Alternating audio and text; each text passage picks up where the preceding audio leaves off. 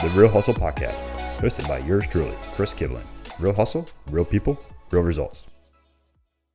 You can help support our podcast by checking out our Real Hustle gear. We have t-shirts, hoodies, tank tops, hats, and more. The Real Hustle gear is great for the gym or even a night out on the town. Let everyone know that you are a real hustler willing to do whatever it takes to get the job done. You can check us out right now at realhustle.com, and right now we're offering all of our listeners 10% off when you use the promo code podcast at checkout. Once again, that is podcast to receive 10% off your entire order. realhustle.com. What's up, everybody? Welcome to the Real Hustle Podcast. My name is Chris Kiblin, and I will be your host. We speak to entrepreneurs and go through the journey and behind the scenes of what it takes to be a successful business owner. If you're looking for knowledge and insight on how to be successful, then this is the show for you. Today in studio, we have Jason Bearden, who is from Real Estate MKTG Pro. Welcome, Jason. How are you? Hey, Chris. Thanks for having me. No problem. Thank you for being on the show. I appreciate it. You know, one of the things that I find exciting, and I'm super excited about having you here today, is all the things that you're involved in. You know, you have your hands in a lot of different things that are going on. So before we get too deep into it, because I know like you're running for office, you're a former Marine that was a sniper, right? Oh. And you also run your own real estate marketing team. So we'll touch on each of those, but let's start with the business part, and we'll dive into the other parts as we go along. So tell us a little bit about your business. So I run a real estate marketing company where we provide photos, video content, 3D tours, 360 tours, anything that a real estate agent needs in order to help them sell their house. Okay. And what made you get into that kind of business? You know, it's kind of funny that you asked me that because I really didn't want to get into that business. I have been doing media content for some big companies. Pandora was one of those. Oh, wow. And my wife reached out to me. She said, I think you should really get into real estate. And I was like, okay. So it took about 6 months before I made that transition. But I saw an opportunity in the market, and the minute that I stepped into it, you know, I was really glad that I did. Okay. So on average, we were talking about this before the show, you on average, how many, because I know you go out and you film houses and you take pictures of houses, on average, how many do a day or a week? Or well, you know, we've done as many as 15 to 20 a week currently. I mean, we've only been doing the real estate marketing for about a year. Oh, wow. So, you know, it's been a lot of work, but we've had a lot of fun doing it. So when you first started, obviously it took time to build those relationships, right? To get in front of those realtors and that kind of thing, right? So what was it like at the beginning, and how did it transpire to where all of a sudden you started seeing the success? Yeah, so essentially, when I was in the Marine Corps, for 8 years. I was trying to figure out what I was going to do when I was going to get out. Well, when I did that transition, I decided I was going to be an entrepreneur. Okay. So one of the things that I had to do was create clients, because you can't pay the bills unless you have customers. Exactly. So I stared in front of my computer for probably about a month asking the same questions. How do I make sales? And one day it clicked, which kind of transitioned to me in essentially becoming a marketer and understanding how marketing really works. So I really understood the concept of customer acquisition cost. Yeah. Right. So there's always a cost to acquire a customer, whether that be time or money. It all depends on what you're willing to give up to acquire that customer. It's funny you say that, and I don't mean to cut you off, but like the thing is like, so I watch Shark Tank all the time. Yeah. I'm a huge Shark Tank fan. And that's the first thing they ask. What does it cost for you to get that customer? Because that's a huge part of it. Yeah, and so like every business is different, right? You know, you have your service-based businesses, you have your product-based businesses. You know, I believe that anybody that wants to start a business, they can, especially starting off in a service industry where you can really decrease the cost of what it takes to obtain an actual customer if you do it in a very strategic way. And so that's something that I learned, and what had led me to the real estate market was I knew how many real estate agents were in Manatee and Sarasota County. And then once I analyzed what I had to do to obtain those customers, I was willing to take the risk, right? Because there was some risk involved into that in order to obtain that. And, within my first month, we were able to get, 20 or 30 clients. That's immediately. amazing. Yeah. So, we haven't really seen a dip in where our sales essentially go, or like our profitabilities, because when I wrote everything down, I knew that I could give them a service. And if I gave them a service and my service was good, they were going to hire me again. Exactly. And again, and again, and again. So I was willing to spend an hour of my time to offer them a service, right, for the benefit of them rehiring me again. And that's essentially what happened. And it worked like clockwork. That's awesome.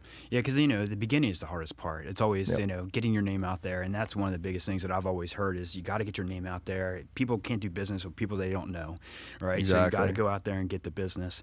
And your story sounds a lot like mine when I got into the mortgage business here. Because when I first moved here, I didn't know one realtor. Yeah. And so, it's like, all right, what am I going to do? How am I going to get my name out there? How am I going to grow my business? And it's very similar to what you've gone through. It's funny, you're sitting here talking, I'm like, I remember going through that. I remember doing the same thing, and it's just like, because it's true. And it's like, you got to put yourself out there. You got to go out there and, okay, how do I go out there and get business? And how do I separate myself from my competition?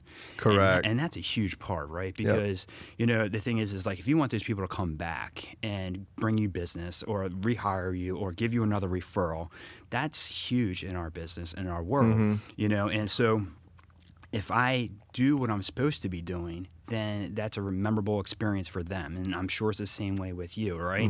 I mean, if you're helping sell their homes, because, obviously what you do is making a list, basically taking those pictures, taking all that marketing and putting it together for a presentation that can really help sell that home for them, because obviously they don't get paid until that house gets sold. Correct. Right? So that's why you're so invaluable, is because that you actually help with that. Because what happens now, we know it's all the digital age right now.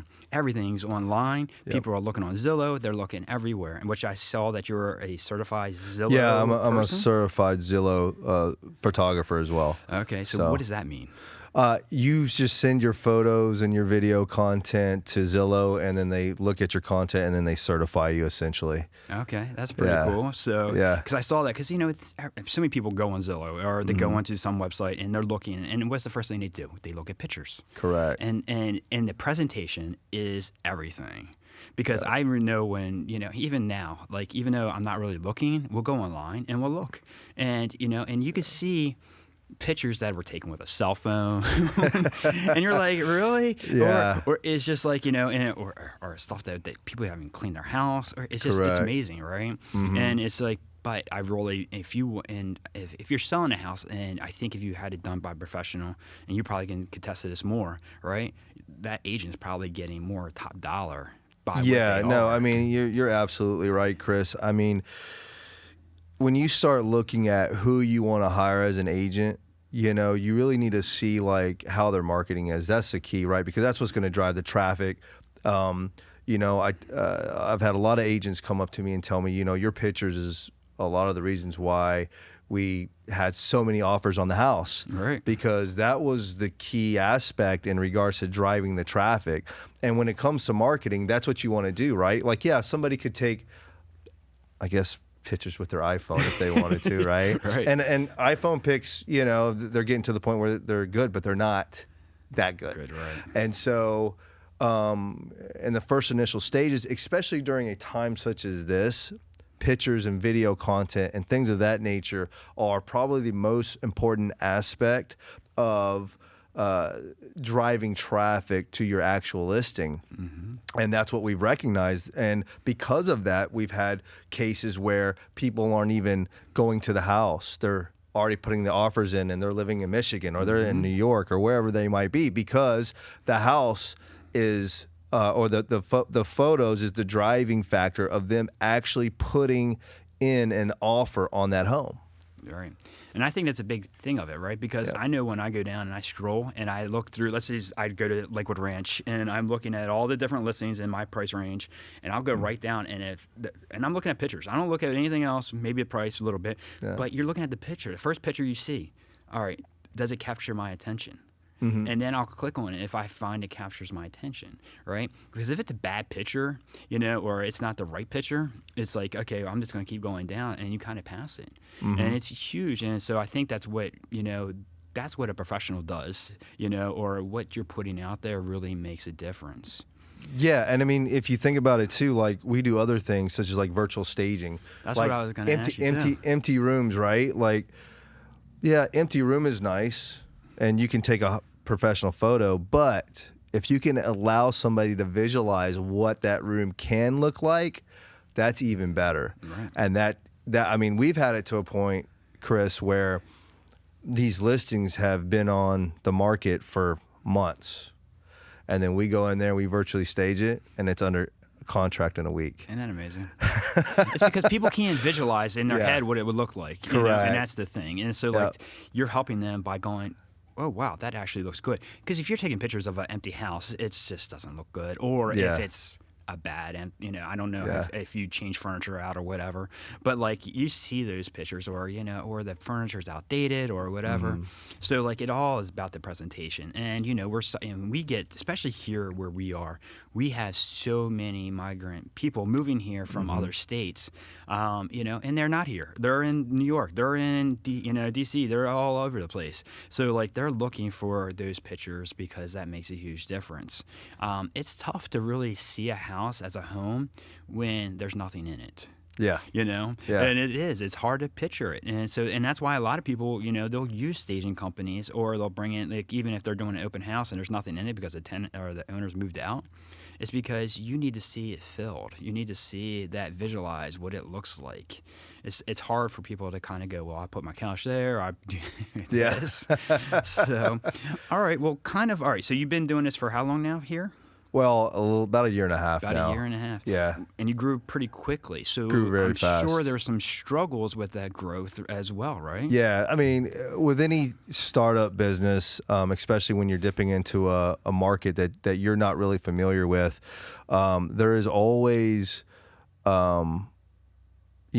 challenges in the beginning. I think every small business owner, has these, has some sort of challenge in regards to how do they figure out how to grow their business, because it's a survive or die mentality, right? Exactly. A lot of small businesses today, they struggle, and I think where they struggle is they look at their bank account, right, and they say, well, I can't really spend the money to do this type of marketing, or I really can't spend the money to do this or that, and quite frankly, that's business. You have to spend the money to make money, but you have to do it very strategically and very smart in the direction that you want to go. And so, what we did was, Facebook ads, they're a good method to draw clients in, for specific businesses. Other marketing platforms are a good way. But what we did was we had a list, right? And that's the first thing. Like, small business owners need to acquire a list. Wherever they get their list from, they need to acquire that list of potential customers. And so we were able to acquire a list, and because of that, we just sent out emails, and we were working hard and fast, and sometimes you feel that it might be a waste of your time to send an email out to somebody who may not do business with you. But you know what, it takes work. It's not nothing is given to you easy. You have to really work hard to get to where you want to be. And so we just sent out emails. We established a piece of copy that was very well written. And, we started getting clients that way. That's how we did it. And we went old school. Yeah, well, that's the thing is, like, you went old school, but you also, that's really not a lot of expense, right? To send emails, you bought a list, or you got a list, or however you got your list. To send an email is nothing. Correct. So that's the thing. And if you start building it that way, I think sometimes people look at it, well, I've got to do this, I've got to do that. and they're spending so much money. And I see it, and it's funny because I go back to Shark Tank and I watch these guys and they're building their business and they're spending all this money on marketing, but they don't know how to acquire customers. Correct. And they're like, and the sharks will just rip into them and they'll be like, what are you doing? You're spending all this money, but you have no customers or no sales. You obviously don't know what you're doing. Yes. And so that's the thing is I think sometimes people make it so complicated because I did sort of the same thing you did. I got a list, but I called them. I said, my name's Chris Kiblin. I'm a loan officer here. I'd love to sit down with you for 5 minutes. Let me tell you how I can help your business grow. And that was it. And I just started setting appointments. And so that's all I did. And I made phone call after phone call, which cost me nothing. Right. And basically I got a lot of no's and got some yeses and I just started going that way because people needed to know who I was. Correct. I didn't have a name. I mean, they were like, who's this guy? And so, but it took time and, and you had a lot more success earlier than I did.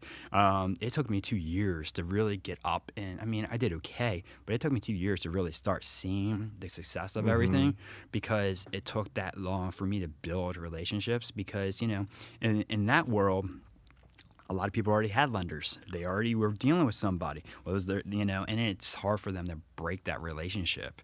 And so, it just took time. But that's the thing is sometimes you just got to go old school, pick up the phone, or send out the emails or get your name out there. You don't have to keep spending all this money. I mean, I've done Facebook ads and I've done stuff like that.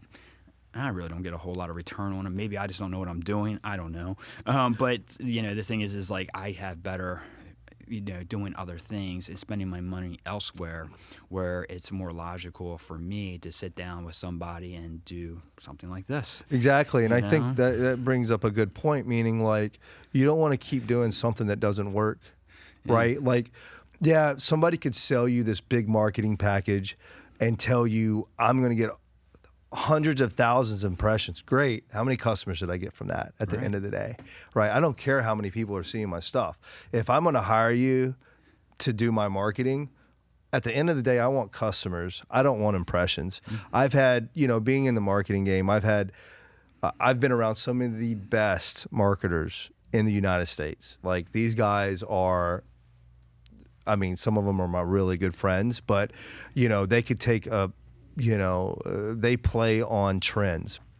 And, if there's something that's happening in the United States, they might come up with a t-shirt that particular day and start selling it that day. And they'll make, $20,000, $30,000 in sales in a day. Wow. Well, so when it comes to marketing, at the end of the day, I don't care how pretty it looks, how amazing it looks, how many ads and, video content that you're pushing out. If it's not creating sales, it's not worth your money. Right. Because you want to see the ROI that comes back from that. And sometimes people just want to hit a button and expect magic to happen. And sometimes it just doesn't happen that way. You have to strategically go in and say, okay, this didn't work. I need to try something else, and not be afraid to try something else.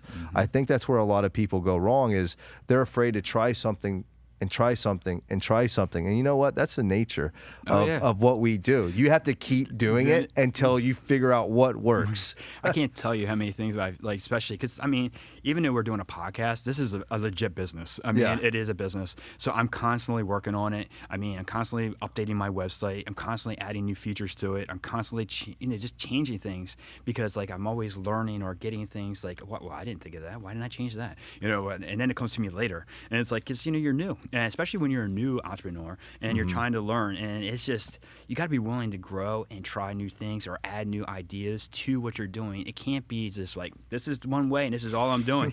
Right? I'm not changing my mind because the thing is okay, but then you got to look at it from the standpoint of sales. Yes. Okay, am I getting the business from it that I need to be getting from it? And I think sometimes people look at it and go, no, because what I'm doing is right. I know it's going to pan off, and then they never go anywhere, and then they die. And I can't remember the statistic, but I know the first year of first-time business owners, there's a 50-60% failure rate, and they're out of business in a year. So it's something crazy because they don't want to change their plan, and it's And a lot of that though takes information, right? Gathering information that you can actually utilize. a lot of that takes testing, right? So if I'm developing an email and I've got the same email and I don't really feel like it's getting a lot of traction, I might change that email to see what does. Or I might put something out on from an organic standpoint on my personal social media page to see if I'm getting reactions from something, to see how people are responding to it, that then I can utilize that later on down the road to be able to, market a specific product or service that I might have. So I think a lot of that takes a lot of testing, right? Testing, knowing your demographic, knowing the message of that particular demographic.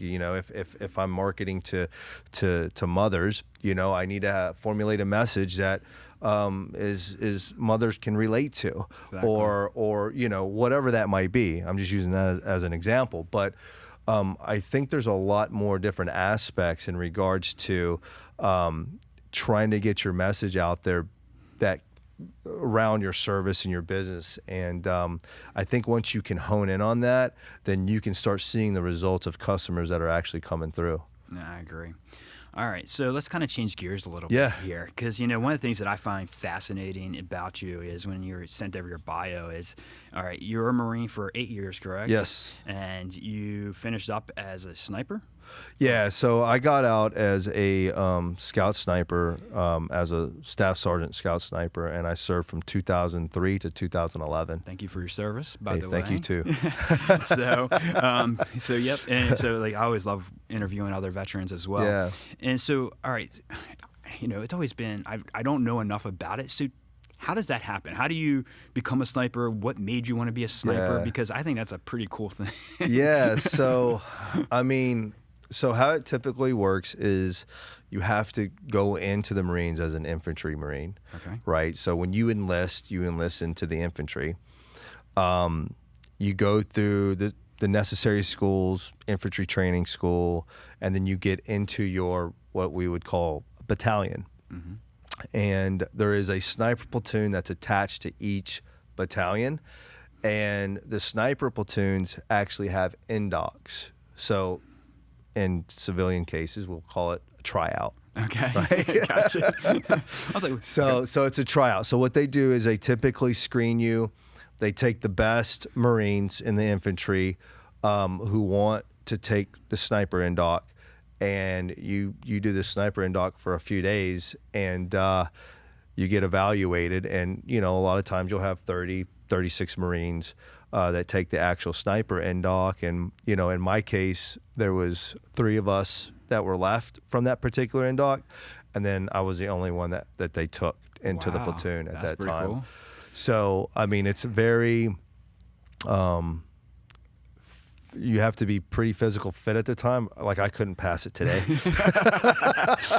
Looking back, right. I probably couldn't pass it today, but it's a lot of, you got to have a lot of mental strength too, because at a lot of times you feel like giving up, mm-hmm. but you have to keep pushing through. Wow. And so you take the sniper NDOC, and then and once you get into the sniper platoon, right? Once they've selected you, then you're pretty much training to go into sniper school. So you could be what we call a PIG, which is a professional instructed gunman, okay. for a year or two, where it kind of sucks because you're always getting hazed, and you're always running with weight on your back until you're ready to actually go to sniper school. And then at that point in time, you get an opportunity to go to sniper school, and then there's 30-something Marines in sniper school, and it's one of the most challenging schools in the Marine Corps, and you go through their program, and when you graduate, that's when you become a sniper. So how many people actually make it through sniper school? Man, I think in my class we started off with like 32, and I think we maybe graduated with I want to say 15. Yeah, because it kind of reminds me of SEAL school. So that's what I was kind of thinking. It reminds me of it's intense, right? Yeah, it's very, very intense. Long days every day, and you have to be on your game. Like you can't even misstep, because if you misstep, you'll fail something. And with shooting, stalking, mission planning, they essentially teach you how to become an independent operator, because for the battalion, you are the eyes and the ears for the battalion commander that reports back. Okay. Gotcha. So you go in front of the enemy line and you report back to the battalion so that the infantry can come in and do their thing and plan Right. and do things like that. So you're the first one out. yeah, pretty Okay, much. Yeah. Yep. So, I remember I was listening to, I forgot what book it was, but they were talking about that, and they were talking about how they send in the Marines, and basically you guys first, and then but it was with SEALs, and they went in, and then they called you. You let everybody know where everybody was at, and Correct. where everybody does everything, so they know where to come in, so they're not being attacked. Yep. So Yep. it was pretty cool to listen to.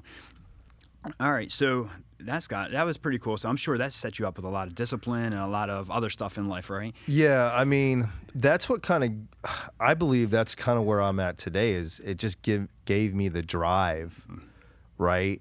Even when things were difficult, we had to continue keep pushing, because I don't know if it's ingrained in me or what, like mission accomplishment to me is like the most important thing, like with anything that I'm doing, like whether that's business, like what's my mission in business? My mission in business is to get customers. I saw your website and it says Mission Possible. Yeah. So I was like, this dude is like totally got his military stuff on. And I was like, all right. I was like, I liked it though. I thought it was cool. And I feel the same way, here's the thing. So like a little bit, give you a little story about why I went into the military and I joined the Army is, I got out of high school and I was terrible in school. I mean, I was not a good student, and all my friends were going off to college, and I'm like, well, I'm not going to college. I suck. I was like, yeah. So I was like, what am I going to do? So I decided to join the military. I was like, all right, well, I'll go into the military. And I was like thinking, all right, do I want to go Air Force, whatever, right? But all my family was Army, so I went Army. But I went in because I knew I needed that kick in the butt and that discipline. That's what I needed. And so and I was like, I knew I needed it. And to today, it still follows me. I'm up at 4 a.m. every day. And that discipline that I learned from that still follows me. And it was just like, and I think that's one of the things that military does for a lot of people is it helps them understand how to be very disciplined on what they do in their job, even when it comes out of civilian life. Now I know there's other stuff that goes on once you get out, but it helped me tremendously because I was like I didn't want to grow up. I just you know what I mean. I was just like I was one of those guys that just kind of I wasn't ready for it until I went in, and once I came out, it was like a different world for me. Yeah. It was the same for me too. I joined March 20th, 2003, which was essentially the initial invasion of Iraq. So I'm sitting there watching it on TV, and man, I just felt something inside of me that said, hey, you need to go down to the recruiting station and sign up. And I went down to the recruiting station that day. Literally watching it on Fox News, initial invasion to Iraq. Wow. I went to the recruiting station that day and I said, sign me up, put me in the infantry. That's and crazy. Literally 4 weeks later, I was gone to boot camp. Wow. That's fast. That was really quick. That was really, But looking back, I wouldn't be in the position that I am in today if it wasn't for the discipline that they were able to implement in me. Yeah. Right. Exactly. Did it take a little bit for me to transition to say, oh wow, I'm really out of the Marines right now? Mm-hmm. Yeah, it took some time, but once I transitioned out, there wasn't anything that we couldn't achieve, if we were being called to do something. So that's pretty awesome. All right, so last thing I want to talk to you about is you're running for office. Yes. And I was like, I saw that on Facebook. I was like, wow. I was like, okay. And, it's pretty cool. So what are you running for? And kind of tell us why you decided to run. Yeah, so I'm running for the Manatee County Commission at large, which is essentially the county commissioner for all of Manatee County. So it's not necessarily in a district. So if somebody lives in Manatee County, I'll be on their ballot next August. Sweet. The reason why I'm running is because essentially I feel that our liberty is at stake, right? And I've recognized a lot of things within the government where they're overreaching their their power over the people. And I just felt that it's my duty to go and protect that and to ensure that our God-given rights are still, we're still able to do the things that, us Americans can do freely, and that's essentially why I'm running, is that I feel that we have people who are currently there who are a liability to liberty. And so that's the reason why, mainly, that I'm running. Do that, but you know what? At the end of the day, it's worth it. Liberty is worth it to me. And, I feel every day that, our liberties are slowly being chopped away inch by inch. And if I don't do something today, then my kids and my grandkids may not be able to do those things, and they won't know the same America that you and I was once brought up in. Exactly.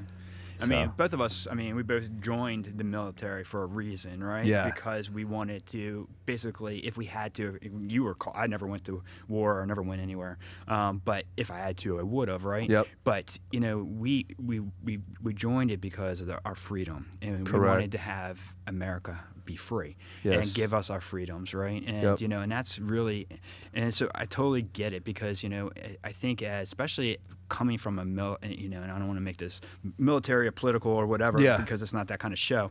But the Right. thing is that we look at it from the standpoint is, when you're in the military and you go through it, you're willing to put your life on the line and to fight for our freedoms and Yep. fight for what we've been given. Correct. And so that's the thing, and I support your cause because of that, because we're America of the free, right? There's a That's reason right. what we're here for, and That's so I right. totally get what you're doing, and I totally get why you're doing it. So so how does somebody register? Because I'm always curious about this. Yeah. So do you just go in and say, I want to? So you got to go to the supervisor of elections, which Okay. whatever county that you're part of, they have a supervisor of elections. You go to them and you tell them, hey, I want to file, and then you file, and then either two ways you can qualify. You either can get petitions based off of a certain number of voters, or you can pay a qualifying fee, and that varies on whatever type of office you decide you want to run for. So that's how you do it. So how many people will you be running against? Do you know yet or no? Right now, we currently have 2 people that I'm currently running against. So they've already filed, the incumbent and then somebody else. So I will be running against those 2 people in the primary. In the primary. When's the primary? In August. In August? Yep. Okay, and then the actual voting? The general will be in November. Right? Yep. Gotcha. Okay, that's exciting. Yeah, it's exciting. I'm telling you, it's a completely different world. Right. So how do you campaign? Is there campaign things you got to do? Yeah. So, essentially, just like in business. Right. You have to plan this stuff out. So it's a lot of work. Last week, I think I saw my kids maybe 15 minutes. Wow. All week. So you're out every day. You're making connections. You're developing fundraisers. You're doing events. It doesn't stop. Campaigning season, which, right now I've filed a little bit early. Because, I'm trying to raise money and make, get my name out there. But, my campaigning season doesn't really start ramping up until January timeframe. Okay. But right now, I'm still campaigning and I'm still doing my thing and getting my face out there. So it takes a lot of appearances and things like that, and just really connecting with the people. That's pretty cool. Because, I was always wondering about that. Because, how you get into that, what it takes to be in that, because obviously then the other thing is okay, well, you're campaigning and then you got a business to run. You're a Correct. business owner as well. So you got to kind of juggle all this stuff. Yes. And put it together. And so how's that going? Oh, well, so there's a thing, right? So you have to really be very disciplined in your scheduling. Go back to that discipline. Yeah, so, I have a specific block time where I take on appointments. I have a specific block line where I'm actually campaigning, and then a specific block where I'm actually researching and studying regarding, what I'm doing in the political atmosphere, essentially, right? Like, what is my next step? What I'm trying to do. So there's certain blocks throughout my day, and most people who run for office or who are politicians, a lot of them are business owners, right? So it does. I mean, I think a lot of our county commissioners currently are either, I know one's a real estate agent, or a couple of them are in real estate. Another one owns a business in downtown Lakewood Ranch. So, it's a juggling effect because, something like this is going to take about 30 hours a week. So What does that mean? Well, it means I may have to wake up a little bit earlier to get things done. Right. But I think that, I think it's necessary. That's why a lot of people, they look at politicians, but at the end of the day, they're giving up a lot to serve the people, because that's what it boils down to. I always tell people, the whole job for a politician, the whole purpose why they were elected, and a lot of people don't know this, is to protect the rights of the people. Period. Now, this other stuff is secondary, but essentially the primary purpose is to protect the rights of the people.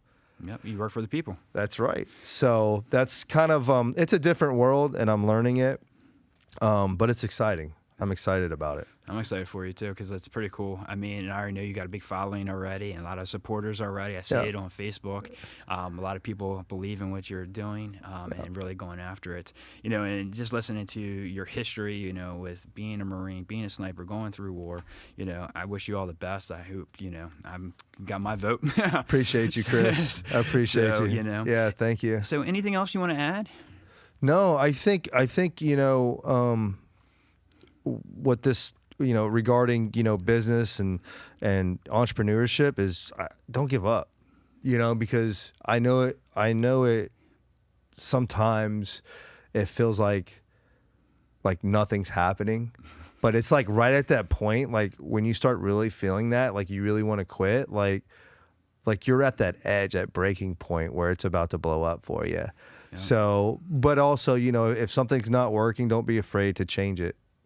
Yeah, it's one of those things. You just kind of keep going after it. And I can tell you, about 2 years ago when I first got started, and I was talking about that 2-year difference, right? When my first 2 years, I struggled. And I was at my stopping point. I was like ready to quit. I was like, look, I was making okay money, but like I could actually go make money back, because I came from the banking world, and I ran a bunch of branches.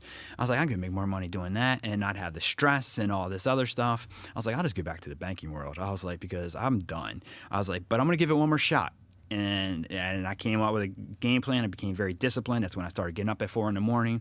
I started calling my lists, and like I actually, and I just came up with this whole plan. And then slowly but surely, it started changing, and it took about 2-3 months. And once I started seeing that change, then I was like, crap, this is working. And and I'm like, and it started shocking me, because all of a sudden I started getting more and more business and more business. And I was like, why didn't I do this 2 years ago? And so it's like, it's crazy. But like, that's the thing, is like, if something's not working, you got to be willing to change it. That's right. And, and I think I'd gotten to the point that, I was just like, all right, I'm not living like this anymore. I'm going to make a change. And how am I going to make that change? And that's it. And so I was like, either this works, I'm going to give it another 3 months. If not, then I'll go find something else. But I'm so glad I stuck with it. And that's the thing. That's what's key about this, is that just sticking it out and really trying to figure out a way. If you love it, you'll make it work. Exactly. I completely agree with you. And the tenacity that you need to have if you love it. Exactly. So. Well, I appreciate you being on the show today. Well, thanks, Chris, for having me. I enjoyed it. All right, guys. Don't forget to subscribe and like our page, and we will see you next week.